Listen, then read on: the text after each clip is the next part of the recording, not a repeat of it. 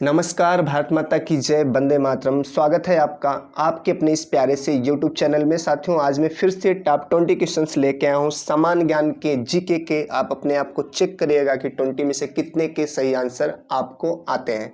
लेकिन उसके पहले आज का मोटिवेशनल थॉट्स देख लेते हैं। साथियों, आज मुश्किल है, कल थोड़ा बेहतर होगा।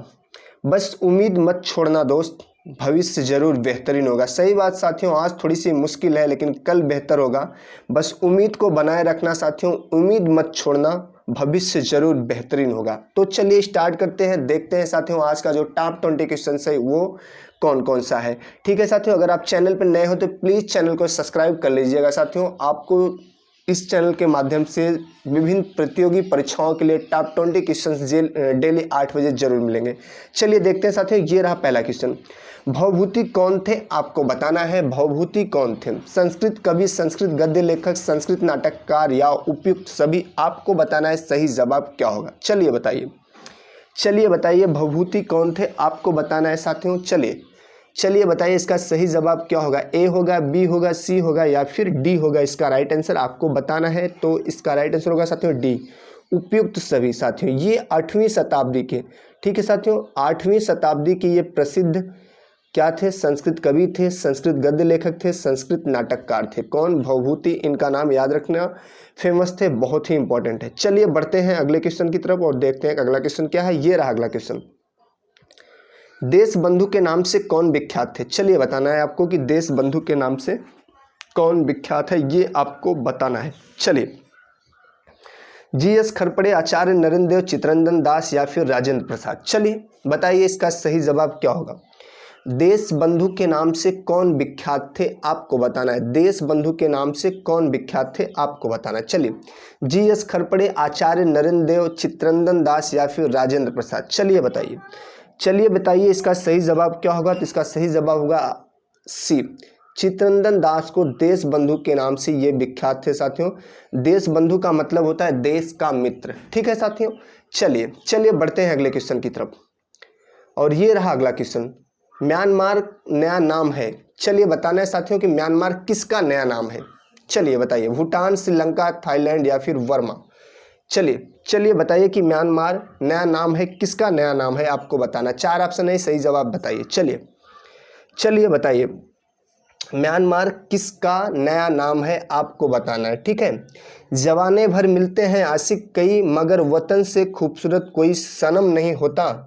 नोटों से भी लिपट कर सोने में सिमट कर मरे हैं कई, मगर तिरंगे से खूबसूरत कोई कफन नहीं होता। सही बात साथियों, तिरंगे से खूबसूरत कोई कफन हो ही नहीं सकता। चलिए बताइए साथियों, जवाब दीजिए। म्यांमार नया नाम है, किसका है। भूटान, श्रीलंका, थाईलैंड या फिर वर्मा। चलिए बताइए म्यांमार किसका नया नाम है। तो इसका राइट आंसर होगा डी साथियों, वर्मा का नया नाम क्या है साथियों, म्यांमार। ठीक है साथियों, वर्मा का नया नाम क्या है साथियों, म्यांमार। ये भारत का क्या है साथियों, एक पूर्वी पड़ोसी देश है और इसी का नया नाम क्या है साथियों, म्यांमार। ठीक है, वर्मा का नया नाम क्या है, म्यांमार है। ठीक साथियों, और वर्मा की जो राजधानी रंगून थी साथियों, उसका नया नाम क्या कर दिया गया है, साथियों, यंगून। ठीक है। श्रीलंका का पुराना नाम आपको बताना है। चलिए बताइए श्रीलंका का पुराना नाम क्या है साथियों, सीलोन। ठीक है, श्रीलंका का पुराना नाम क्या है, सीलोन साथियों। और थाईलैंड का पुराना नाम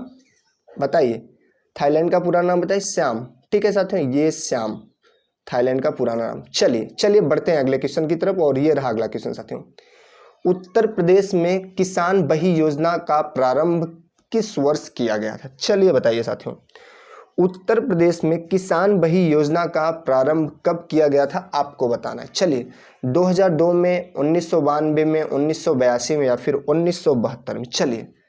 चलिए बताइए इसका सही जवाब क्या होगा, आपको बताना है। किसान बही आपके घर पे भी होगी, ठीक है, उस पर डेट लिखा होगा, आज जाके देख लेना उस पर। अगर नहीं आ रहा है तो, अगर आ रहा है तो सही जवाब दीजिए। चलिए बताइए, जितने भी भाई बहन लाइव हैं सबको तहे दिल से धन्यवाद। आप ऐसे ही प्यार बनाए रखिए आप अपने चैनल पे। चलिए बताइए, उत्तर प्रदेश में किसान बही योजना का प्रारंभ किस वर्ष हुआ था, आपको बताना। चलिए बताइए तो इसका राइट आंसर क्या होगा साथियों, इसका राइट आंसर होगा बी साथियों, 1992-93। ठीक है साथियों, 1992-93 में किसान बही योजना का प्रारंभ किया गया था। ठीक है साथियों, इस योजना के तहत क्या था, किसानों को उनके कृषिगत भू क्षेत्रों के विवरण को सही बही प्रदान की जाती थी। ठीक है, चलिए चलिए चलिए देखते हैं अगला क्वेश्चन। ये रहा अगला क्वेश्चन साथियों। सरदार वल्लभ भाई पटेल, ठीक है साथियों, सरदार वल्लभ भाई पटेल कृषि विश्वविद्यालय अवस्थित है। चलिए बताना है आपको, सरदार वल्लभ भाई पटेल कृषि विश्वविद्यालय अवस्थित है, आपको बताना है क्या होगा इसका राइट आंसर। चलिए बताइए। शहीदों की चिताओं पर लगेंगे हर बरस मेले, वतन पे मरने वालों का यही बाकी निशा होगा। चलिए चलिए बताइए साथियों, सरदार वल्लभ भाई पटेल कृषि विश्वविद्यालय अवस्थित है, कहाँ अवस्थित है, बस आप अवस्थित है आपको बताना है। चलिए चलिए साथियों, इसका राइट आंसर क्या होगा आपको बताना है। चलिए, फैजाबाद में, मेरठ में, कानपुर में या फिर झांसी में। चलिए चलिए बताना है, आपको बताना है साथियों सरदार वल्लभ भाई पटेल कृषि विश्वविद्यालय कहाँ पे अवस्थित है। चलिए, तो इसका राइट आंसर बी होगा साथियों, मेरठ में ये अवस्थित है साथियों। ठीक है साथियों, कहाँ पे अवस्थित है, मेरठ में अवस्थित है साथियों, और इसकी स्थापना 2002 में हुई थी। ठीक है, कब हुई थी साथियों, 2002 में हुई थी। और कहाँ पे है ये अवस्थित है, मेरठ में। चलिए चलिए बढ़ते हैं अगले क्वेश्चन की तरफ और देखते हैं कि अगला क्वेश्चन क्या है। ये रहा अगला क्वेश्चन साथियों, ताज अंतर्राष्ट्रीय हवाई अड्डा स्थापित किया जा रहा है। चलिए चलिए बताना है साथियों आपको, ताज अंतर्राष्ट्रीय हवाई अड्डा स्थापित किया जा रहा है कहाँ, आगरा में, फिरोजाबाद में, गौतम बुद्ध नगर में या फिर मथुरा में। चलिए बताइए, चलिए बताइए इसका सही जवाब क्या होगा। चलिए बताइए इसका सही जवाब क्या होगा। ताज अंतर्राष्ट्रीय हवाई अड्डा साथियों कहाँ पे स्थापित किया जा रहा है आपको बताना है। चलिए बताइए, तो इसका राइट आंसर क्या होगा साथियों, इसका राइट आंसर सी होगा साथियों, गौतम बुद्ध नगर में। ठीक है साथियों, कहाँ पे, गौतम बुद्ध नगर में साथियों, गौतम बुद्ध नगर जिले में, ग्रेटर नोएडा के पास साथियों एक जेवर नामक गाँव है, वहीं पे ये स्थापित किया जा रहा है। कौन सा अंतर्राष्ट्रीय हवाई अड्डा, ताज अंतर्राष्ट्रीय हवाई अड्डा। चलिए बढ़ते हैं अगले क्वेश्चन की तरफ और देखते हैं अगला क्वेश्चन क्या है। ये रहा अगला क्वेश्चन साथियों, मानव शरीर में सर्वाधिक प्रचुरता से पाए जाने वाला तत्व है। चलिए बताइए, जो हमारा ह्यूमन बॉडी है साथियों, जो हमारा ह्यूमन बॉडी है साथियों, इसमें प्रचुर मात्रा में पाए जाने वाला तत्व क्या है आपको बताना है साथियों। चलिए बताइए, चलिए बताइए साथियों, प्रचुर मात्रा में पाए जाने वाला तत्व क्या है जो ह्यूमन बॉडी है। ठीक है, बताइए, चलिए बताइए साथियों, जो ह्यूमन बॉडी है उसमें प्रचुर मात्रा में कौन सा तत्व पाया जाता है आपको बताना है साथियों। चलिए बताइए, लौह, सोडियम, ऑक्सीजन या फिर आयोडीन। चलिए चलिए बताइए साथियों, चलिए बताइए कि सर्वाधिक मात्रा में कौन सा तत्व मानव शरीर में पाया जाता है। चलिए बताइए, लौह, सोडियम, ऑक्सीजन या फिर आयोडीन बताइए। ए बी सी कौन सा होगा सही जवाब आपको बताना है। चलिए, तो इसका राइट आंसर क्या होगा साथियों, सी, ऑक्सीजन मानव शरीर में सर्वाधिक मात्रा में पाया जाता है साथियों। लगभग मानव शरीर में ऑक्सीजन की मात्रा कितना है साथियों, लगभग 65%। ठीक है साथियों, लगभग 65% पाई जाती है साथियों। ठीक है, ऑक्सीजन को प्राणवायु भी कहा जाता है साथियों। वायु में ऑक्सीजन की मात्रा कितनी है बताइए। चलिए, वायु में ऑक्सीजन की मात्रा कितनी है, लगभग 21%। ठीक है साथियों, कितनी है, लगभग 21%। और हमारे मानव शरीर में भी ऑक्सीजन की मात्रा सर्वाधिक है, लगभग 65%। चलिए चलिए बढ़ते हैं अगले क्वेश्चन की तरफ और ये रहा अगला क्वेश्चन।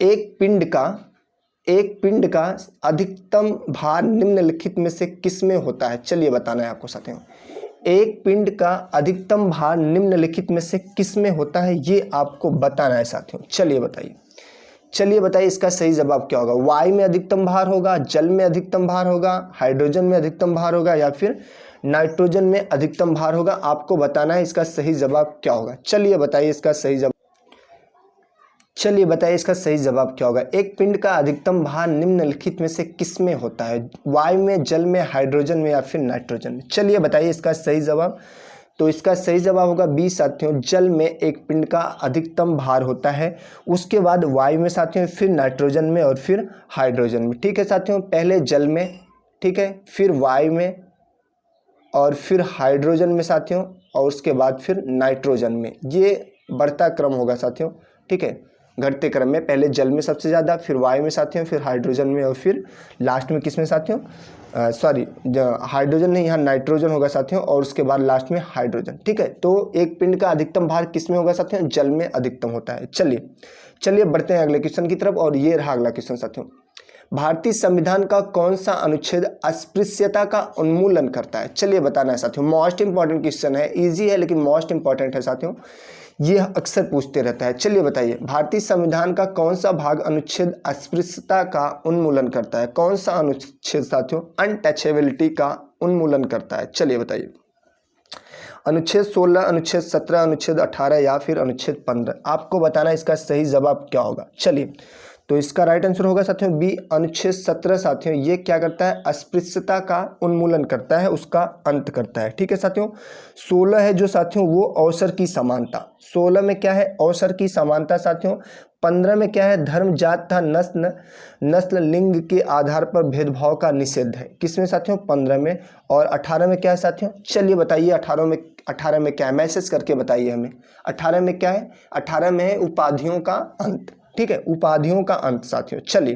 चलिए बढ़ते हैं अगले क्वेश्चन की तरफ और ये रहा अगला क्वेश्चन, विश्व के फल उत्पादन में भारत का योगदान है। चलिए बताना है साथियों, जो विश्व का फल प्रोडक्शन होता है उसमें इंडिया का कितना % योगदान है, ये आपको बताना है।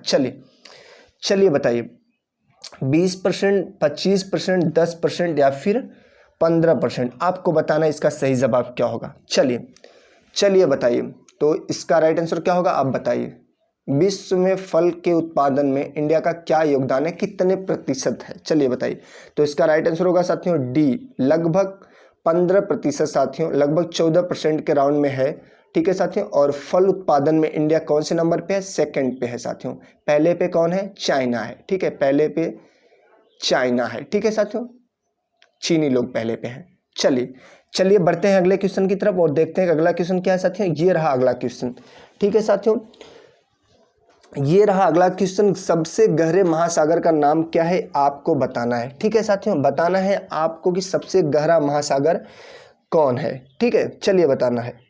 भारत का जो नमन करना छोड़ दे, कह दो वो मेरा वतन छोड़ दे, मजहब है प्यारा जिसे देश नहीं, वो इसकी मिट्टी में दफन होना छोड़ दे। सही बात साथियों, जिसको मजहब प्यारा है, देश नहीं प्यारा है, वो इसकी मिट्टी में दफन होना छोड़ दे। ठीक है, चलिए बताइए, सबसे गहरे महासागर का क्या नाम है, आपको बताना है। 4 ऑप्शन आपकी आंखों के सामने है, सही जवाब बताइए। चलिए बताइए साथियों, सही जवाब क्या होगा, आपको बताना है। चलिए, आर्कटिक महासागर, प्रशांत महासागर, अटलांटिक महासागर या फिर हिंद महासागर? चलिए, सबसे गहरा महासागर या चलिए बताइए, तो इसका राइट आंसर होगा साथियों बी, प्रशांत महासागर। ये क्या है साथियों, सबसे गहरा महासागर है और सबसे बड़ा भी है। ठीक है साथियों, बड़ा और गहरा दोनों है। कौन सा साथियों, प्रशांत महासागर। चलिए बढ़ते हैं अगले क्वेश्चन की तरफ। ये रहा अगला क्वेश्चन, किस भारतीय राज्य को चाय का उत्पादक राज्य नहीं माना जाता? वाह, किस भारतीय राज्य को चाय का उत्पादक राज्य नहीं माना जाता? चलिए बताना है साथियों, यहाँ पे 4 स्टेट दिए हैं और कौन से राज्य को भारत का चाय उत्पादक राज्य नहीं माना जाता, आपको बताना है साथियों। चलिए, असम, केरल, पश्चिम बंगाल या छत्तीसगढ़? कौन सा राज्य जहाँ पे चाय का उत्पादन नहीं होता, आपको बताना है। चलिए बताइए, इसका सही जवाब क्या होगा, आपको बताना है साथियों। चलिए बताइए इसका सही जवाब क्या होगा, असम, केरल, पश्चिम बंगाल या फिर छत्तीसगढ़? तो इसका राइट आंसर क्या होगा साथियों, डी, छत्तीसगढ़ जो साथियों है वो क्या है, चाय का उत्पादक राज्य नहीं माना जाता। असम माना जाता है, केरल माना जाता है और पश्चिम बंगाल माना जाता है, लेकिन छत्तीसगढ़ साथियों क्या है, वो चाय का उत्पादक राज्य नहीं माना जाता है। चलिए बढ़ते हैं अगले क्वेश्चन की तरफ और ये रहा अगला क्वेश्चन, केसर का मुख्य उत्पादक राज्य कौन सा है, आपको बताना है। चलिए, केसर साथियों, केसर का मुख्य उत्पादक राज्य कौन सा है, आपको बताना है। चलिए बताइए, केरल, पंजाब, जम्मू एवं कश्मीर, गुजरात? तो इसका राइट आंसर क्या होगा साथियों, जम्मू एंड कश्मीर। ठीक है, बड़ा ही इजी है लेकिन इंपॉर्टेंट क्वेश्चन है साथियों। केसर का प्रमुख उत्पादक राज्य कौन है सबसे ज्यादा, जम्मू एंड कश्मीर साथियों।